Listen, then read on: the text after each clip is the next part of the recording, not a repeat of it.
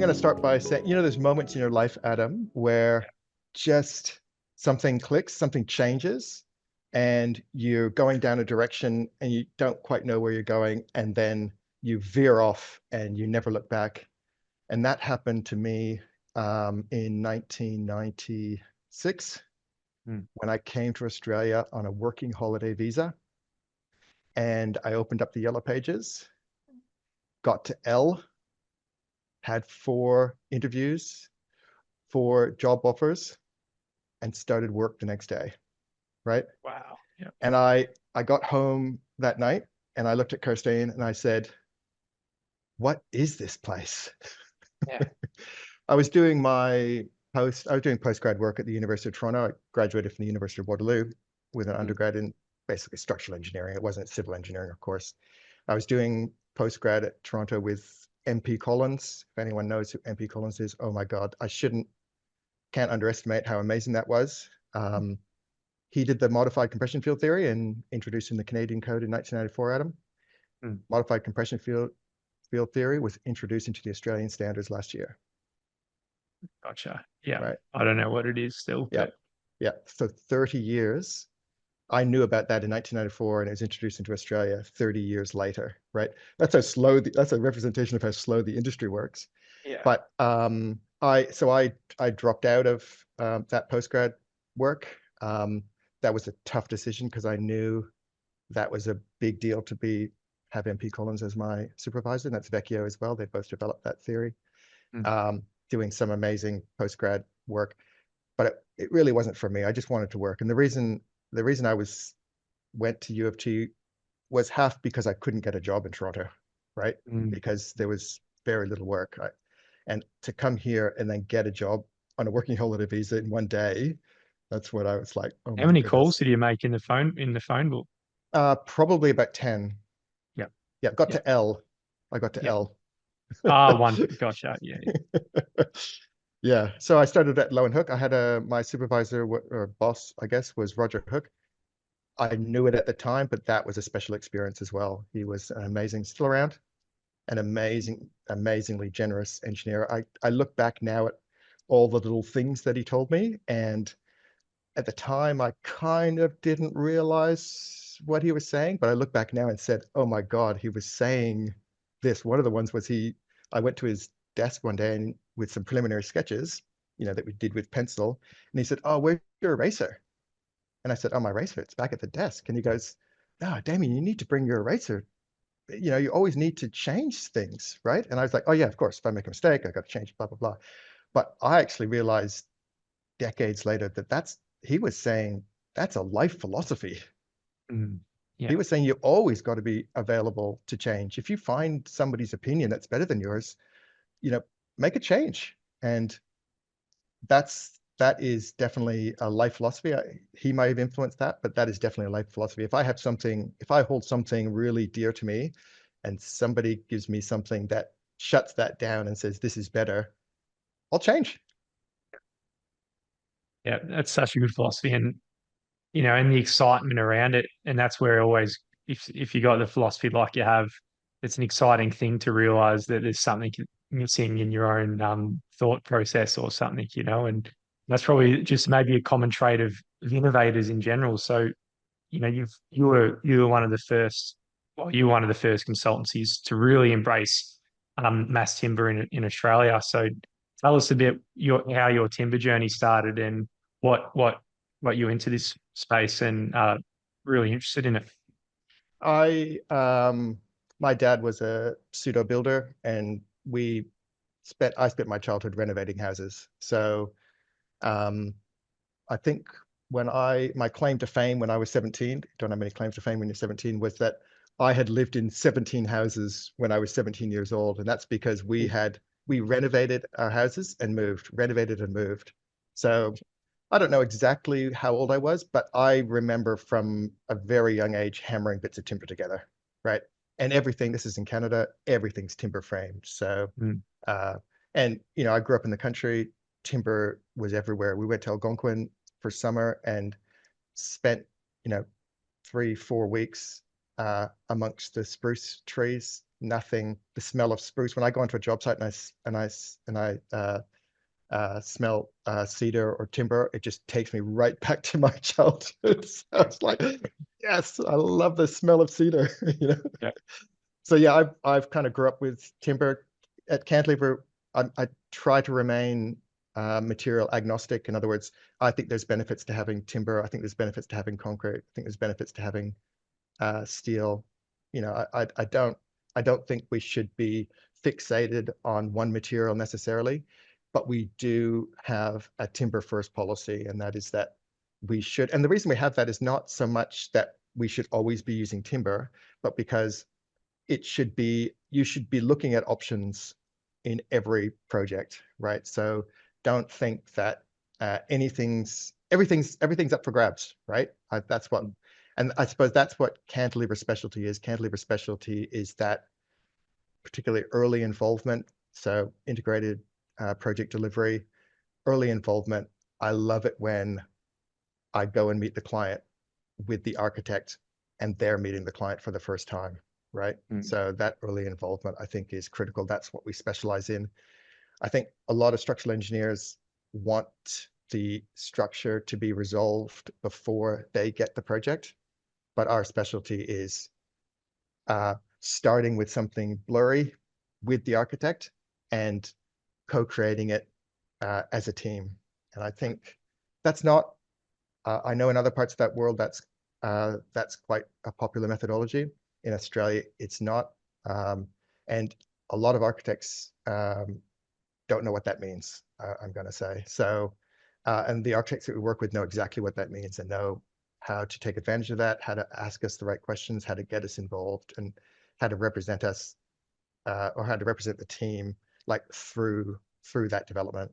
That, in fact, I would say it would be rare for a project done like that not to be successful, right? Success is a subjective word, but yeah, it's rare for it not to be successful. And successful means fundamentally achieving the client's expectations, right? Or matching or exceeding the client's expectations. That's generally what we classify as success, whatever that means, right? Yeah. It's not all about price, right? Yeah. It doesn't always have to be about price, right? There's always other matrix that are always other parts of that matrix that people, I remember interviewing one of the clients and I said, at the end of this is right at the very beginning, I said, at the end of the project, what do you want this build to give you? And she said, I just want to be able to experience nature.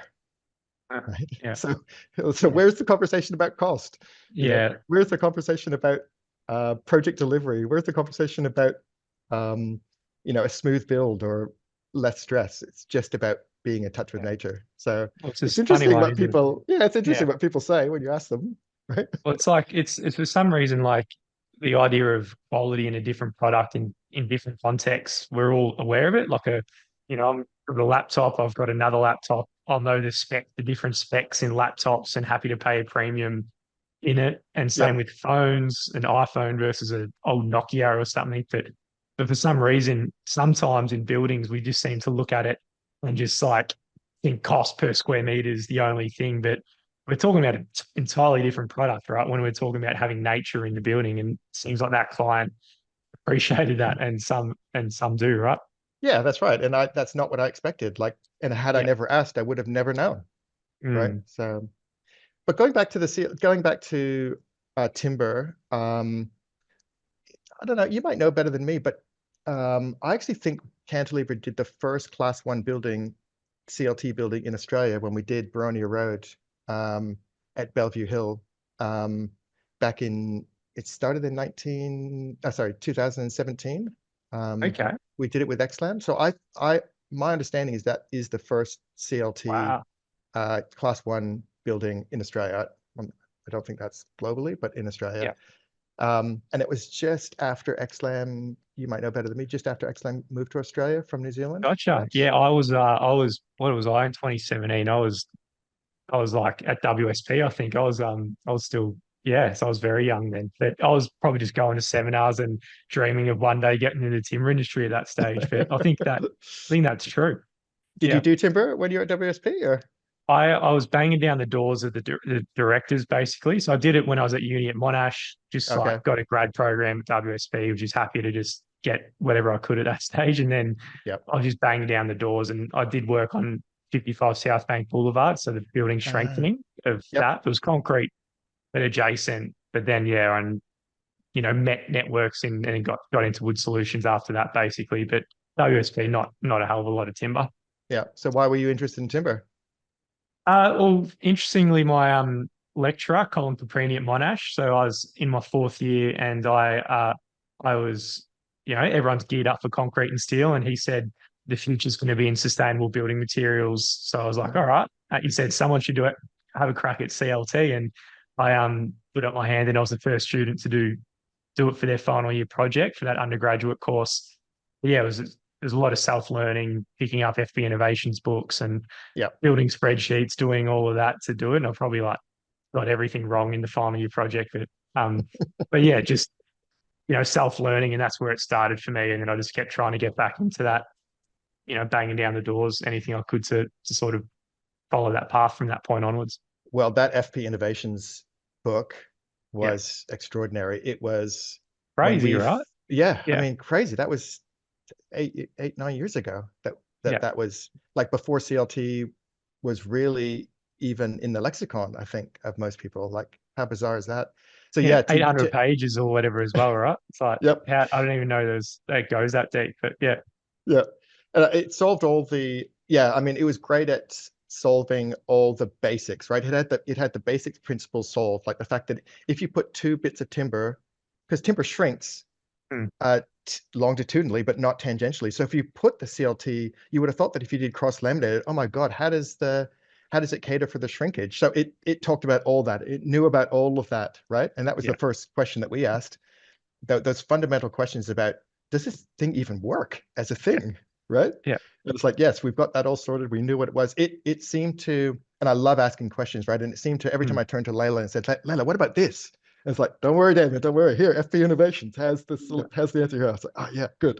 Yeah. So yeah. it was, yeah, you'd go home at night thinking, you, as engineers do, you're thinking about, how does this thing not work, right? Hmm. How does it fail? Where does it fail? Like, that's what we're taught. That's how we're taught to think, right? Think about Gotcha. Yeah. what are the weaknesses? Because it's the weaknesses or the things that it doesn't say, right? I love reading brochures and imagining, what it says is great, but what does it not say? Because the secret's in the not saying, right? Yeah. And that's the tough. I mean, as an engineer, that you're trained to think that way, right? So it's like, what is this not telling us? And I think that's Hmm. the.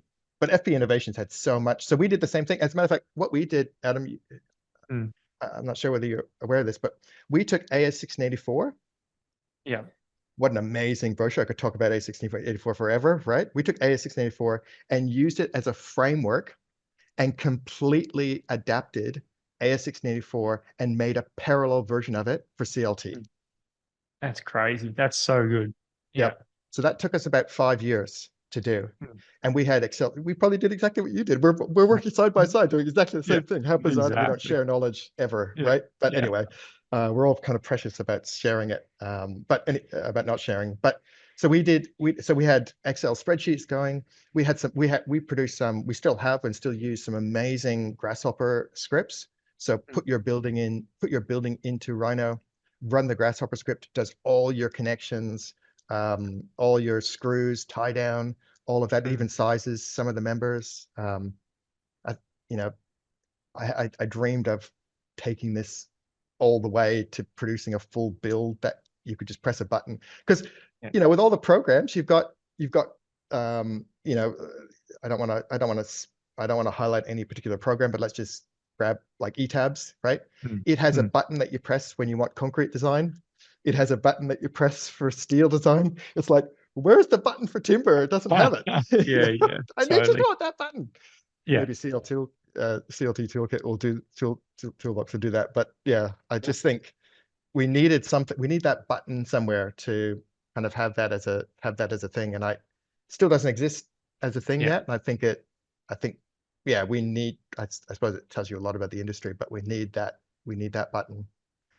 Yeah. Can I Yeah. go back to A1684 for a minute Yeah. Yeah. because Please. I could talk Please. about it forever, right? Yeah. So I've yet to meet Boris who put it together. Do you do it by himself? I don't really know, but Yeah. there is so much subtle genius in that brochure, right? So it's a construction manual. It's a cookbook. I know New Zealand has a similar one. Does that as a thing exist anywhere else in the world? Like Mm. you can give that to anyone older than say 15, right? Yeah. And they can build a 3-story timber framed house, a little bit of grunt work, right? Like, Gotcha. Yeah. isn't that It's amazing. It's extraordinary? crazy. Well, it's sort of like yeah. I mean, if we have that in commercial buildings, it changed everything, right? Like these Yep. same is we're solving this exact same problems on every project in just very small change sort of ways, right? But if that cookbook approach, and I guess you could still always do bespoke if you wanted to, but you've got the cookbook approach for those who want to do it that way, right? Yep. And what I love about timber framing, I'm going to Yeah, say, and we're not talking about mass timber here, by the way. Sorry about yeah, that. But timber framing is AS 1684 is a minimum standard, right? So you could sure. do a single story building in an N2 wind classification. A wall that's 2.4 meters high could be 90 by 35 studs at 600 centers, right? I've never done that. I don't know that anyone's ever done that, but you Yeah. can, right? So it's a minimum Australian standard. Mm. Cantilever has we have 3 different versions of that. So we have what is really a minimum standard. So that is, for example, our wall that we just described will do 90 by 2 by 4s at 450 centers, right? Mm. That's the minimum that Cantilever does. And then we have a mid-range version, and we do that for floor joists and everything. Then we have a mid-range version, and then we have what is a 10-star version, like Passive House version, right? So we basically we've adapted 1684 for these 3 different versions. And at some point, you need to suss out the client to understand where you think they fit, Gotcha. right? Gotcha. Yeah. Are Yeah. you wanting version 1, version 2, version 3? Version 3, which is Passive House, is Mm. that's pretty easy to comprehend, because people who come to you and want Passive House, they want high standards, right? High Yeah. quality. So you're talking about 140 by 45 LVLs at 450 centers, right? Fully insulated, Gotcha. fully sealed, blah, blah, blah. So there's no reason to go beyond that, which is lovely, because you have this barrier, right? So you have this Mm. barrier that's Passive House, and then you have this boundary, and then you have the boundary that's AS 1684, which is a minimum standard, and you've got to live in there somewhere. So I think Gotcha. having those 2 boundaries, then we know where to define people at. And the 4th one, of course, is the CLT version that we have as well. So, and Gotcha. remember that CLT version is a for a lot of it, it's over-engineered, right? So the Yeah. wall frame, for example. So we've done quite a few hybrids now where we do timber stick framing for the walls and CLT for the floors and roof. Oh, Because, amazing. yeah, Yeah. because you're over-engineering the CLT walls generally, unless you're using them to Yeah. cantilever or do some other things. But generally, yeah, you're over-engineering the walls. But the wonderful thing about this little chart is Yeah. that if you think about embedded carbon, if you think about our desire to be net zero, 1684, and this is the dilemma that you have with projects, Yeah. 1684 has the least amount of material, right? Yeah. So every Totally. step Yeah. away from the minimum is more material, more embedded carbon. Well, it depends how you, So quick. yeah, it depends how you Yeah, so the look at it. assumptions come in, right? Like it just goes wildly. Yeah, go on. Yeah. Yeah, so you've got to be careful not to over-engineer or not to choose the wrong spec for the wrong person, right? Yeah. So Sure. the minimum standard, which I think is still pretty good, is usually applicable for most people. And um, a lot of times we say, well, the floor joists, I think the floor joists, I think this client would be particularly upset if the floor joists were a little bit bouncy. So let's up spec the floor joists. So we have versions of the floor joists depending on how we feel the client is, and Gotcha. yeah. So and what their expectations are with that. But Yeah. I want to mention something else, right? I want to Yeah. Yeah. mention something else. Yeah. I think we've got a missed opportunity here when we come to mass timber, Mm. right? I think Yeah. we've missed an opportunity, right? And that opportunity is is it possible to question the our assumptions about building when we come to mass timber? Is it possible to reevaluate Mm. what we think is normal, right? And I think timber is a wonderful opportunity to do that. And what I'm talking about here is the fact that we are apparently pathologically obsessed with big column-free spaces, Yeah. right? Yeah. We are. Totally. Yeah. We are. Yeah. Yeah. Isn't there an opportunity to say, yes, client, we can do timber instead of concrete. Mm. However, we want to introduce more columns, right? Mm. Yeah. Um, because it's way more efficient, Yeah. right? Or yes, client, we can do timber, but the floors will be a little bit more bouncy, Mm. right? Gotcha. Yeah. Shouldn't we use timber as the opportunity to kind of question things and let things Yeah. go just in Gotcha. order to become more efficient? Because Question the, when yeah. people come to you and say, I want to use timber, first of all, we say, well, why? Why do you want to use timber? Yeah. That's not a don't do it. That's stupid question. That's a, I need to understand why you do it, right?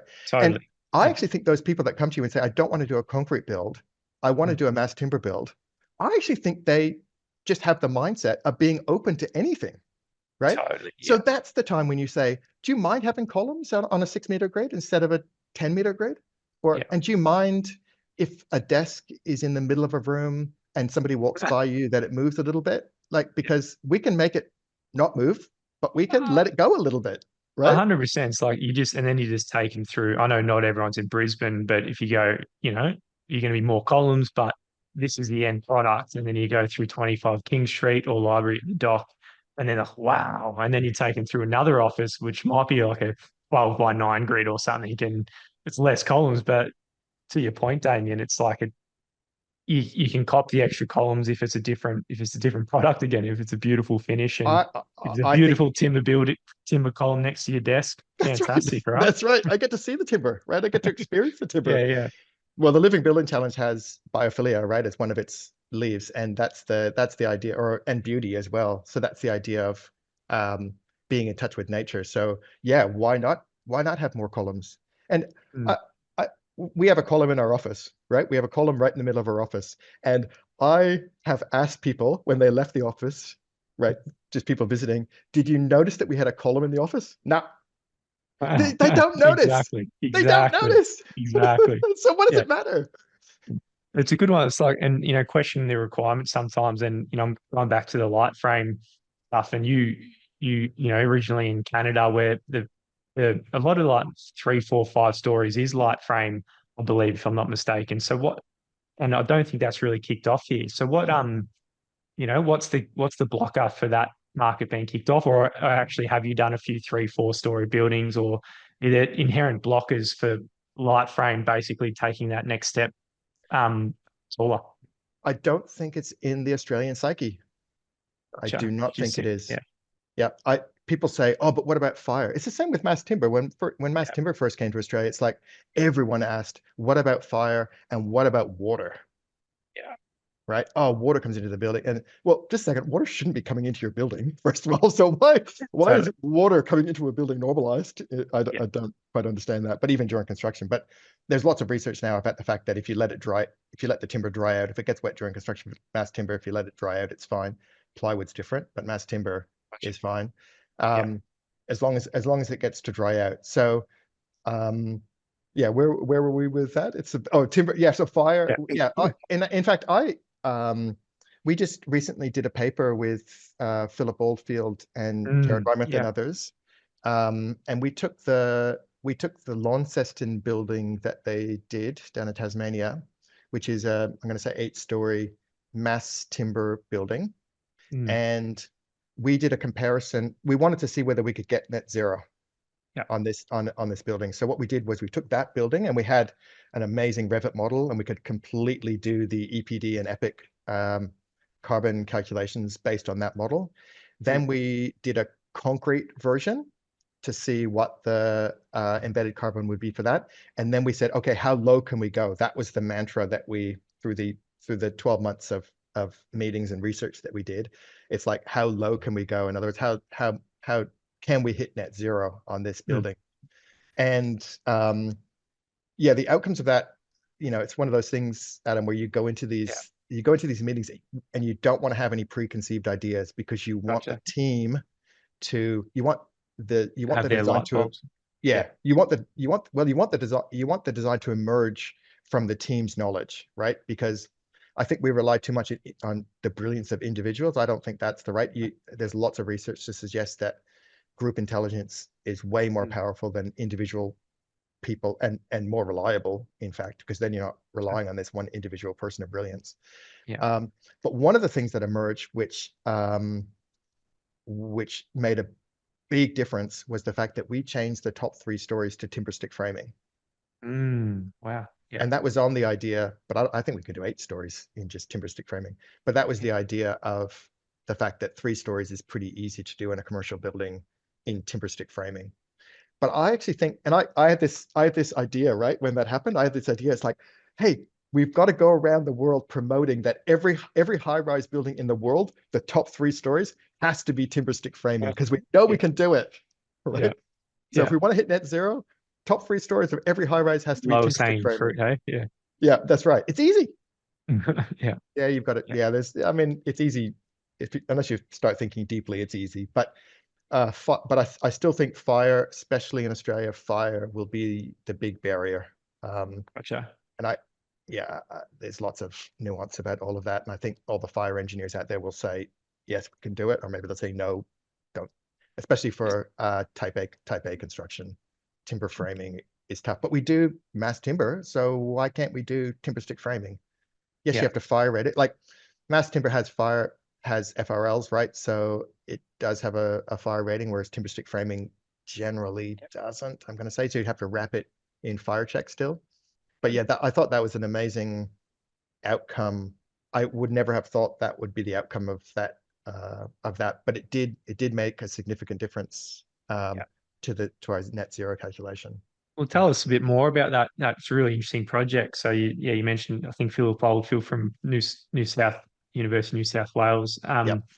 And yeah, it was intense because that's a question everyone wants to know is like, what's the difference? Like, if we're optimizing for sustainability, how much can we do it? Can we get to net zero? Like, yeah, So tell us about the project. what's what I should start by saying this. I Yeah. wanted to be incredibly fair on concrete, right? So I wanted to do a fair comparison. And the I can't remember who it was, but it might be the Green Council of Australia has a typical EPD calculation for a concrete building, and it is about 1,000. I think it's 1,000 um, kilograms of CO2 per square meter, right? So they say it ranges from 500 to 1,000 or just over 1,000. Yeah. So when we did our concrete calculation, our building was 520, right? Mm, So it was right at the bottom. So we efficient. couldn't have been more fair. Gosh, Put it that way. absolutely. Yep. Yeah, And I 100%. Yeah. didn't want to overrepresent, like I didn't want to exaggerate. Oh, instead of the slabs are super thin. I think they're 170 thick concrete post tensioned. Like I did everything that I could for it to be fair because I thought I would get criticized if I over engineered it, right? If I said oh no, the Absolutely. slabs have to be 500 millimeters thick, Yeah. right? And suddenly we're at Yeah. 1,000 kilograms per Yeah. square meter as opposed to 500. So I Yeah. thought we were very fair. So going from the concrete, so the concrete was 520. I don't know if these numbers will resonate with people, but 520 was for the concrete. The built building was 448. So Gotcha. So less, on top of, in addition to so then you add that on top of the no, 520. Oh, no, sorry. that's 448 was the built building. So the concrete option Gotcha. was Yeah. 520.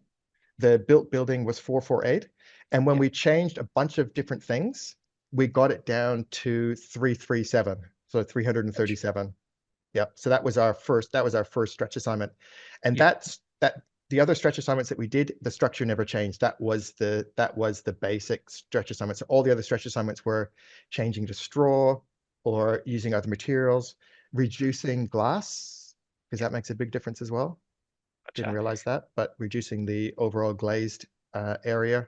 Um, so this is just remember, this is just the total upfront embedded Totally. cost, not the operational cost as well. Yeah. So here we go. We went from 520, 448, 337 simply by doing a few simple things. Yeah. Adam, this is another thing that I Yeah. think we're addicted to, and I'm so reluctant to mention this because Go for it. every timber building, every mass timber building, it seems, has these diagonal struts, these beautiful, glorious diagonal Yeah. struts. And when you Yeah. see the diagonal struts, everyone thinks timber, right? Yeah. But what we found is those diagonal struts have so much steel in the connections that they kill the CO2 calculation. Oh, yeah. Yeah. Yeah. So it's Yeah. like It's you might as well crazy. do them as just steel struts rather than timber because of the connections. So we did change that, and I was reluctant to, but we changed the steel struts from, oh, sorry, we changed the diagonals from timber to just solid CLT wall panels, Oh, and it wow. Yeah. just simplified the connections. And also, Yeah. being a structural engineer, and I'm sure Yeah. this is slightly intuitive, is the fact that that lateral stability is works more at the bottom of the building than at the top of the building, right? Totally. So we Yeah. actually did long lengths of CLT walls at the bottom of the building and Right. slowly reduced them as we went up to the building. So the fact the top of the building only had a 1.7 meter wide CLT panel in it, Yeah. um, that actually made a surprisingly big difference to the CO2 calculation Yeah. Wow. because of Yeah. the steel connections. Uh, and it's because we had the connections. We knew what the steel was because we had the BIM model of all the steel that we were able to directly calculate it. And I told them what the steel connections would be, which are just the little brackets from Yeah. Rotherblast brackets would be for the CLT wall panels.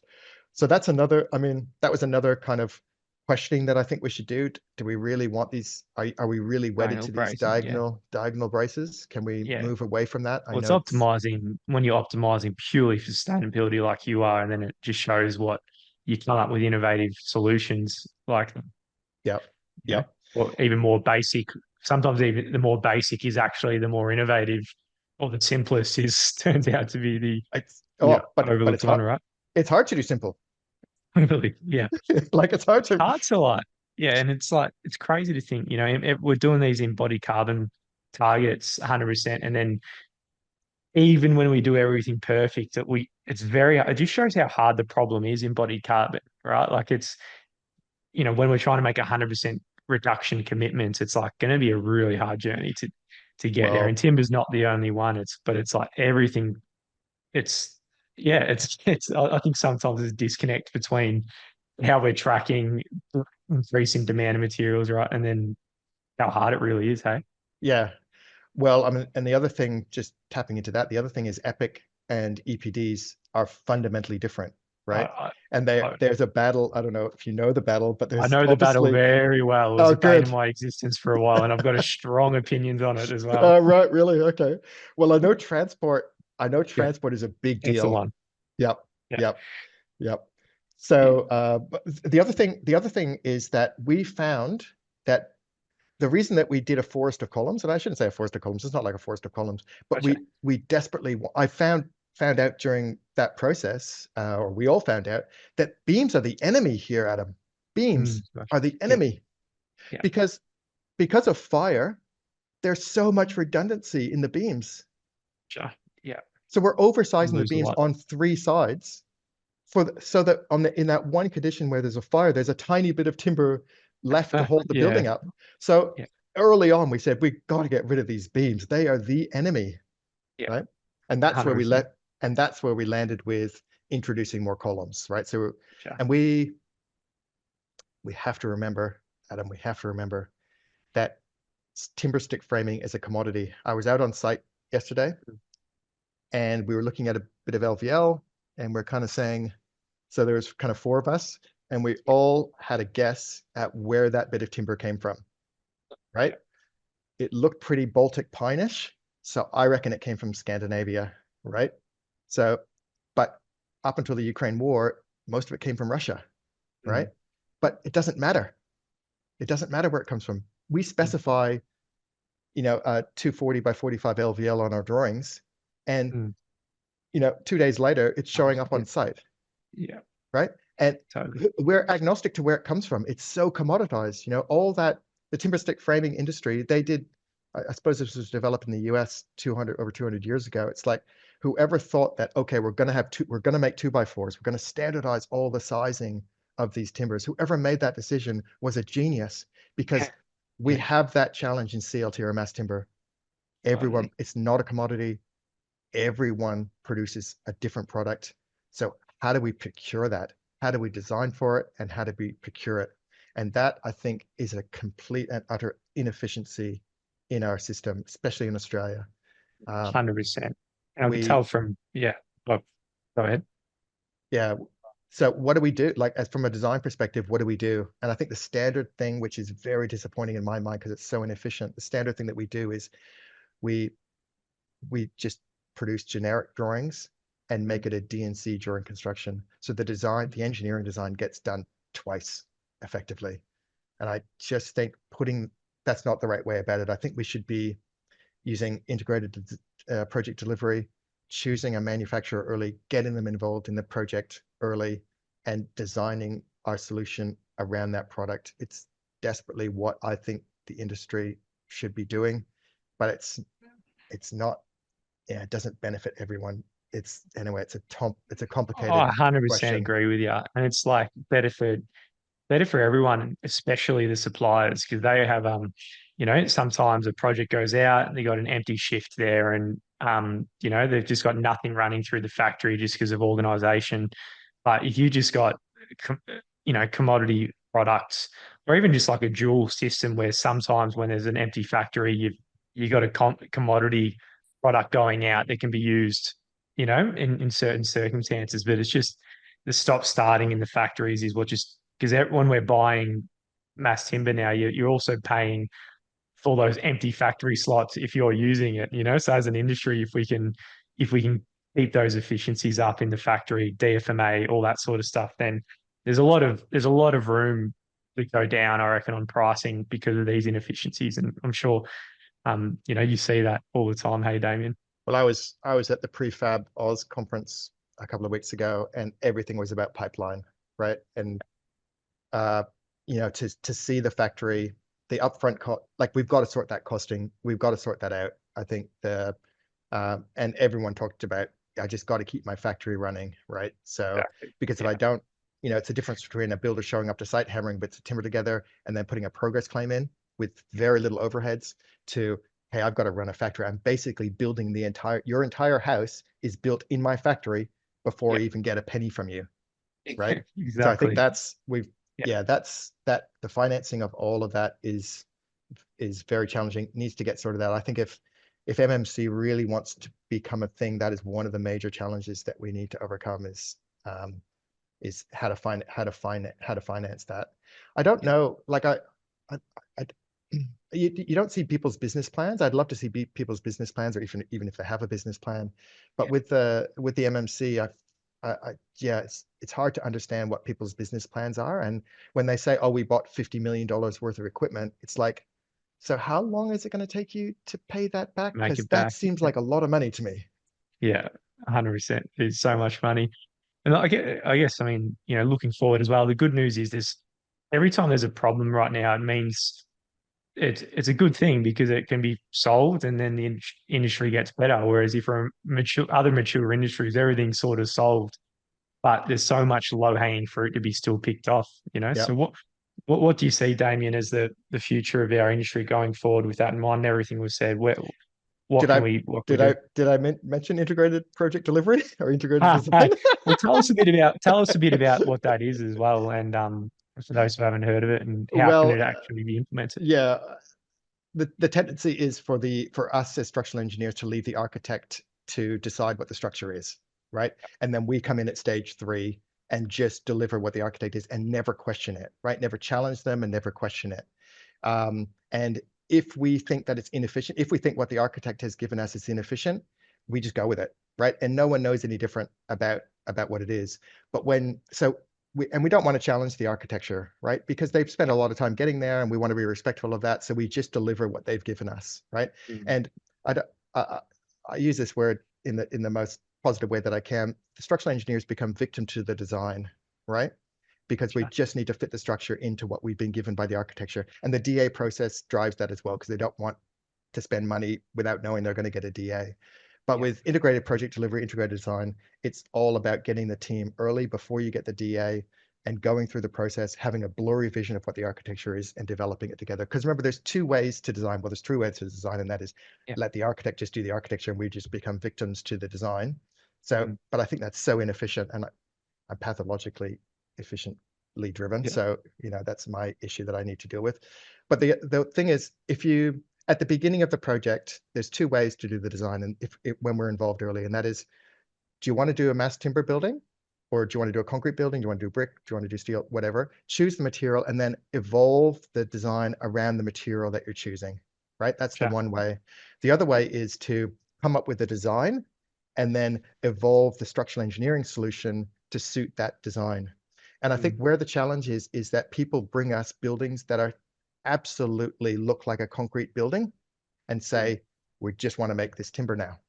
It's like, Yeah. well, so, okay, but do you want to start again? And when we usually lose jobs then, because they say, but Demi, you guys are timber experts, just do the design, like you're timber experts, just make this work.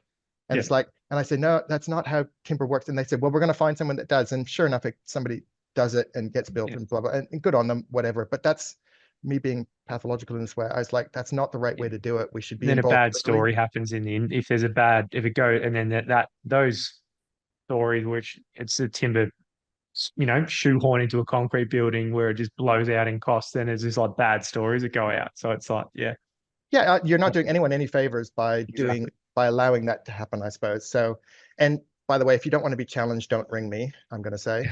But yeah, Yeah. so getting involved early, starting with a blurry vision, understanding what you want to do and what the matrix is for the success of the building. Do you want net zero? Do you want timber? Do you want steel? Do you want concrete? What's the material that you want to see? What's the biophilic aspects? Is this a living building challenge? Now, but integrated design originated, I think every project that is CLT and mass timber should be integrated design, right? Because it should be developed as a team together. I don't think one person should be controlling as the master builder. One person should be controlling the whole thing. I think a team. And there's so much knowledge, Adam. Like structural Mm. engineering, I believe, is the most domain rich industry or profession that exists, right? Yeah. There's so much now. Even in my lifetime, back when I was 30, I had this naive idea that by the time I'm 50, I'm going to know everything and that's it. And then I'm Yeah. just going to smooth sail for the rest of it. I've now decided that I have to live to 300 and I still probably won't know everything.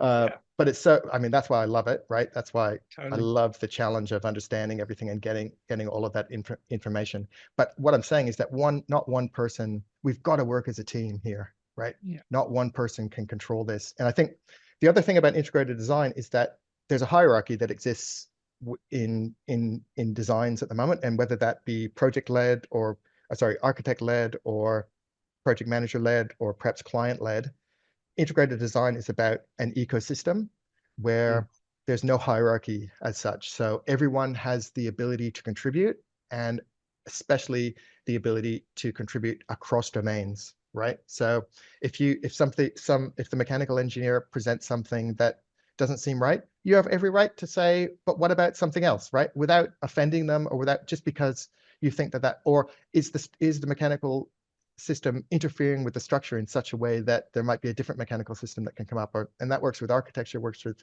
um, hydraulics, works with everything. If you're sitting in a room and it's open discussions, and having a good facilitator in that environment Sure. is key to it. A facilitator who's agnostic to the outcome, I think, is really important. Somebody who doesn't have a vested bias to the design is where the power is in terms of creating that. So I think integrated design, I think living building challenge, Mm. sustainable buildings, mass timber should all be integrated design. It's not a thing in Australia because there's not a lot of trust, I believe. We could talk Sure. about trust forever, but I think setting up that ecosystem is amazingly complicated, and you've got to get the right team together, and that's really hard. Yeah. How do you get a team of 20 people where everyone trusts each other? I don't even know that. Yeah, Yeah. I don't know that would really exist with it. Yeah, that's an amazing one, Dan. I mean, that trust thing, it's like, and that culture of no gotchas, but yeah, and looping back to the first thing you said in this podcast of being excited, not excited, but if there's something you're not doing right, getting really appreciative of the feedback that there's a better idea out there, or not assuming that we're all finished products, and knowing whatever solution we put forwards, Got to be open. perfect. Got to Yeah, be open to change. Absolutely. Do you know what? When we did this amazing living building challenge building in Taree, First Steps Count, and Caroline Pitcock was a facilitator, an amazing facilitator, and really open and yeah, engaging with everyone. We used a tree that was cut down from the site, trees, 5 of them, to hold yeah, up the building. That would not happen in any other environment other than an integrated design environment where there were 10 people there wanting this to happen, and if it didn't work, no one's going to get blamed here. Everyone's going to yeah. be supportive of each other on, like, this is the decision we're making. It's not anyone's responsibility. Let's do the best we can and make this happen. I do not believe, I absolutely do not believe that that could occur outside of integrated design. Do not believe it. Could not occur. Could not. Right. Do you know that we went to the opening ceremony and there were 20 of us consultants kind of walking around the building, and I walked around proud as I love to be, and I felt like I owned that building, Adam. And I looked Amazing. around Yeah. and I said, I reckon there's 20 people who feel exactly like I do. That's awesome. Well, Damien, it's been, I mean, I my gotta say favorite one more. I gotta podcast. say one. Yeah, I gotta say please one more thing, Adam. go ahead. Right? Go ahead, mate. Caroline Go ahead. Pitcock said this to me the other day, and Yeah. I have to. It has now encouraged me so deeply. She said to me, Damien, there is no better time in history for you to be alive. She goes, there's so much opportunity. That is beautiful. That's beautifully said. And yeah, I guess there's always different ways to look at the world, but you're 100% right. We're lucky who we are. So I appreciate that final comment for us to end on, Damien. Thank you.